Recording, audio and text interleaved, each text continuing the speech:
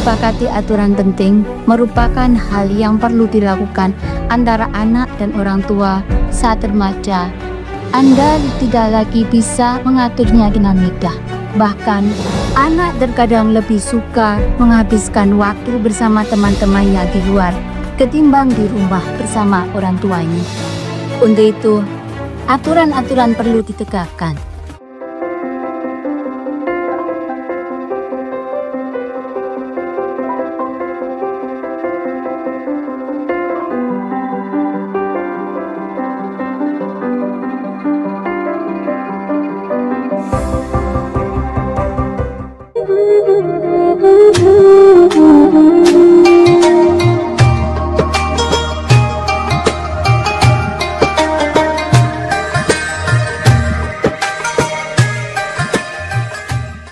Assalamualaikum warahmatullahi wabarakatuh.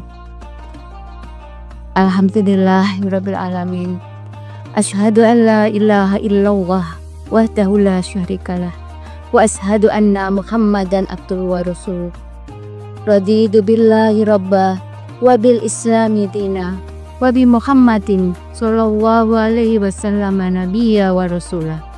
Rabbi shrah li sadri wa yassir li amri wahlul uqdatan min lisani yafqahu qawli.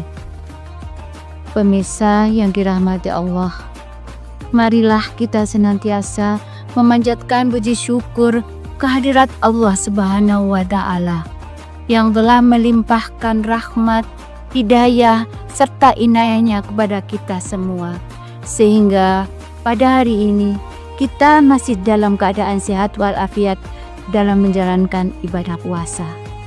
Sholawat dan salam semoga tetap tercurahkan kepada junjungan kita Nabi besar Muhammad Sallallahu Alaihi Wasallam beserta sahabat dan kerabatnya yang muttaqin. Pemirsa yang dirahmati Allah, dalam kajian kali ini kami ingin mengajak pemirsa untuk membahas tentang persoalan dan cara mendidik remaja.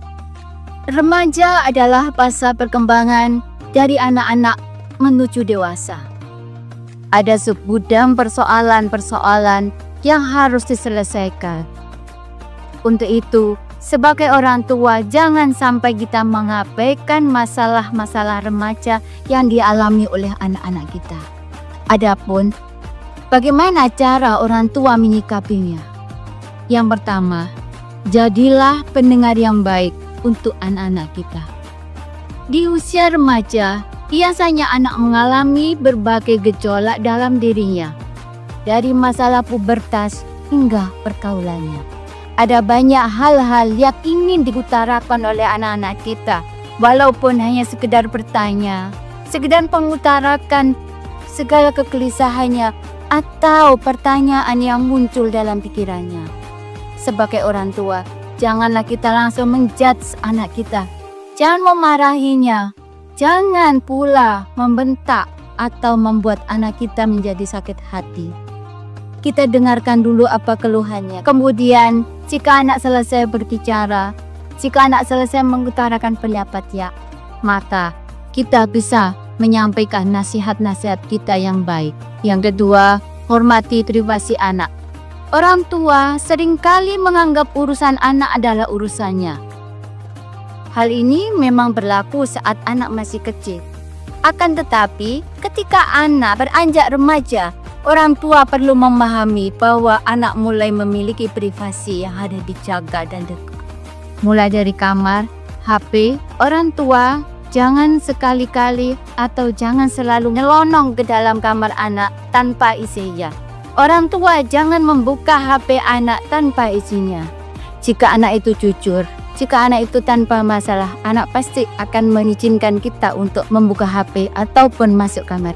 Tapi jika anak bermasalah, anak pasti akan membuat kita untuk bertanya-tanya mengapa kita tidak boleh masuk kamarnya atau kita tidak boleh memegang HP-nya. Ketiga, sepakati aturan-aturan penting. Menyepakati aturan penting merupakan hal yang perlu dilakukan antara anak dan orang tua saat remaja. Anda tidak lagi bisa mengaturnya dengan mudah. Bahkan, Anak terkadang lebih suka menghabiskan waktu bersama teman-temannya di luar ketimbang di rumah bersama orang tuanya. Untuk itu, aturan-aturan perlu ditegakkan. Misalnya, jangan sampai pulang lebih dari jam 9 malam. Kemudian, aturan makan bersama. Nah, dalam hal ini bisa menimbulkan kebiasaan-kebiasaan yang baik bagi anak. Yang keempat, jadilah teladan yang baik. Sebesar apapun segala permasalahan anak tanpa teladan orang tua, maka sulit anak untuk dikendalikan. Misalnya, kita mewajibkan anak untuk melaksanakan sholat pada jam-jam sholat, tapi kita selalu duduk manis, membaca, kita bermain HP. Nah, disinilah anak akan melihat ternyata orang tua saya seperti itu. Mengapa harus saya mematuhi peraturannya? Kemudian yang kelima, berikan motivasi untuk cita-citanya. Anak tidak bisa mengikuti apa yang kita perintahkan, apa yang kita cita-citakan, tapi anak mempunyai cita-cita sendiri. Kalau kita jadi guru, kita mengharapkan anak kita jadi guru, sedangkan anak kita tidak mempunyai bakat atau hobi menjadi guru, maka kita tidak bisa memaksa mereka.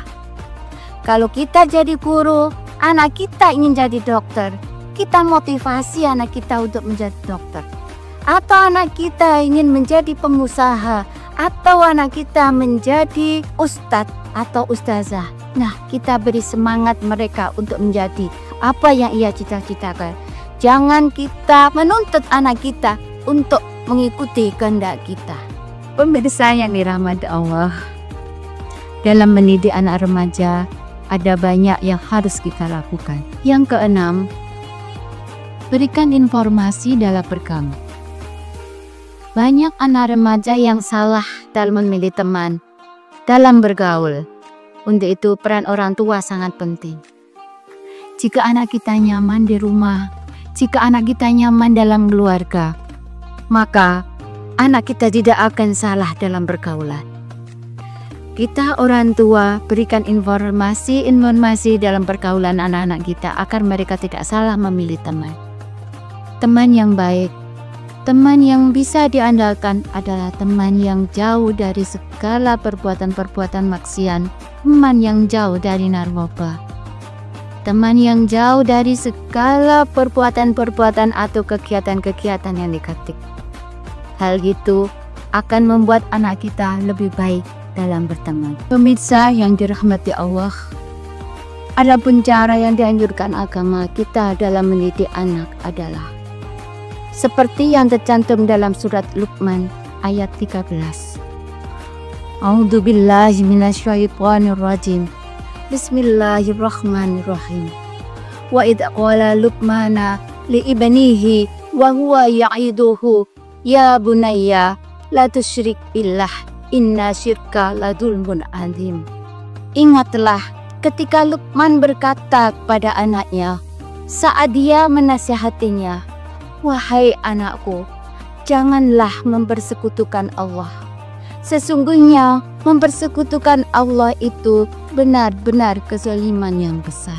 Pemirsa yang dirahmati Allah, kalau tadi cara mendidik anak remaja, sekarang bagaimanakah cara mendidik anak secara keseluruhan, baik itu masa anak remaja ataupun masih anak-anak?